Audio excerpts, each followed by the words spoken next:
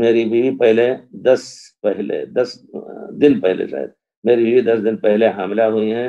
ان 10 دنوں میں انہوں نے دوائی کھائی. ڈاکٹر بتا رہے ہیں کہ اس دوائی کی وجہ سے ہو سکتا ہے بچہ معذور پیدا. تو کیا اس صورت میں حمل گرا سکتے ہیں؟ نہیں، ابارشن کرنا جائز نہیں ہے کسی حالت میں. جب اللہ نے چاہ لیا حمل ٹھہر گیا تو اس کو آنے کا حق ہے. رہ گئی بات، آپ اللہ سے دعا کریں کہ اللہ تعالیٰ خیر کرے.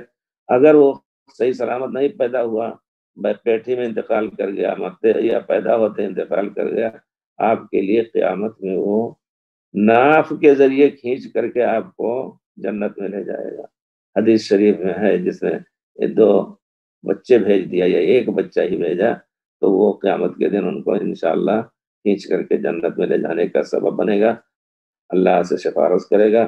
تو یہ سب چیزیں ذہن میں رکھ کر کے، اور اگر اللہ نے دعا کریں، کبھی کبھی حالات آج کل فوٹو کے ایکس رے وغیرہ کے ذریعے سے پتہ لگا لیتے ہیں کہ لڑکا ہے لڑکی ہے یا اس میں کیا عیب ہے.